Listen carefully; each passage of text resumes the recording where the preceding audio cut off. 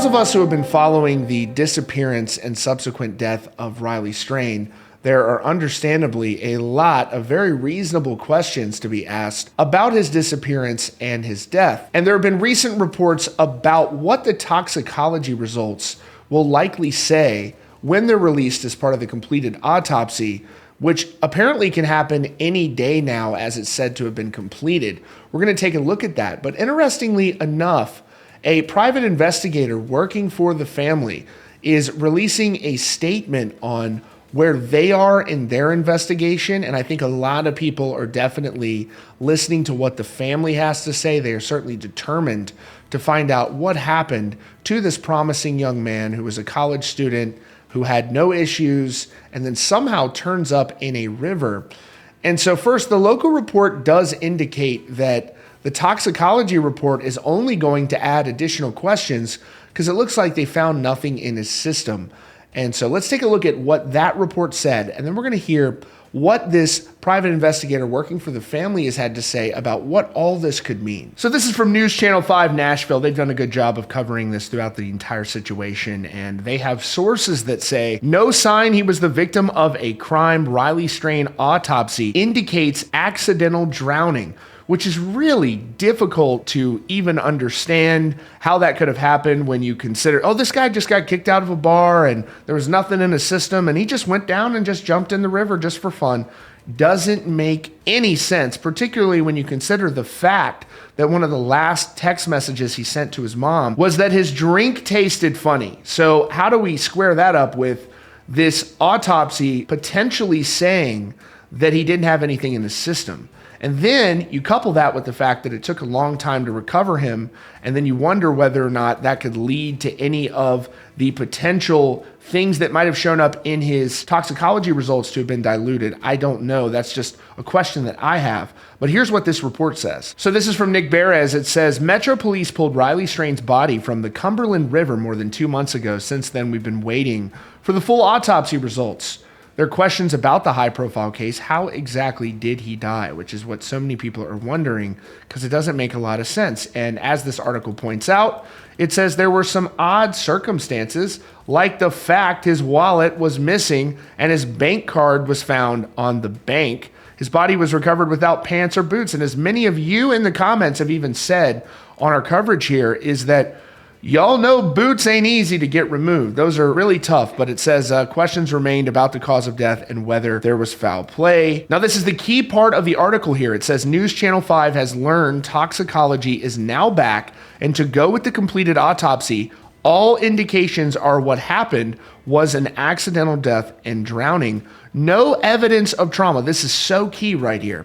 No evidence of trauma or that Strain had been drugged, and no sign that he was the victim of a crime. Now, of course, I know the autopsy results have not been officially released, but I do believe that that's what this local news crew that has really good connections in the area is probably being told. So I think that's what it's going to show, is that, oh, we don't find any drugs in the system, which when you couple that with the fact that the bar has surveillance, Luke Bryan's bar, that he was only served 2 drinks, according to them, and I'm assuming they reviewed all the footage, as did law enforcement, and they only saw him consuming 2 drinks. Then he sends that text message out and says, hey, you know, my drink tastes kind of funny. He's apparently acting to the point where the bar staff is removing him from their establishment. From there, he disappears. And so he ends up in that river. So what exactly happened? So it'll be kind of difficult to believe if this young man, this young college student, just decided to walk down the street and go for a swim in the Cumberland River. Really difficult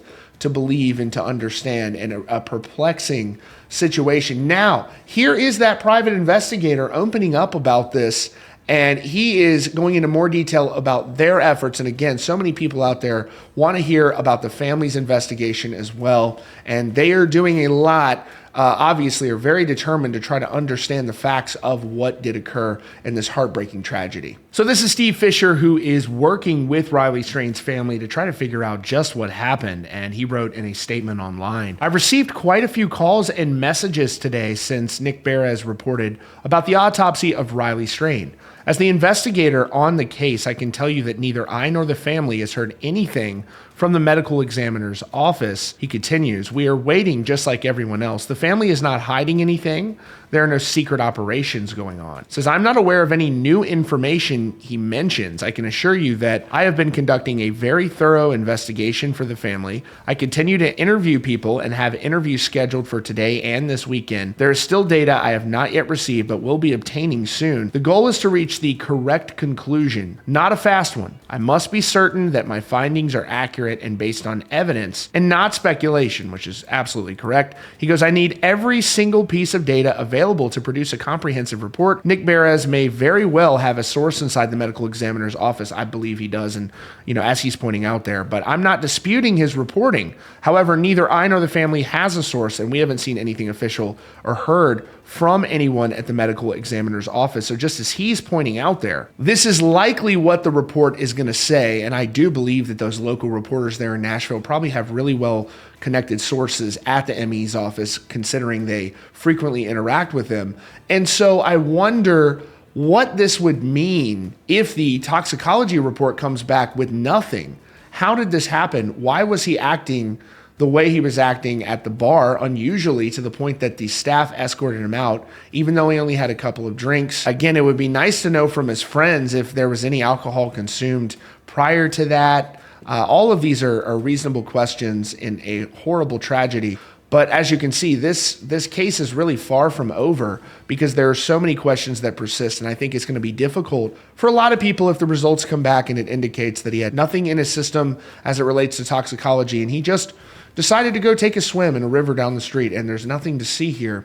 So stranger things have happened, and it's certainly possible that that could be the case. I think there's a lot of questions that you all have, that the family still has. Obviously, this gentleman here who's working with the family and investigating. So we'll keep a close eye on this situation, and that is what we know for now. That's your latest update here from CountryCast. Be sure to subscribe with notifications on for the latest news and updates.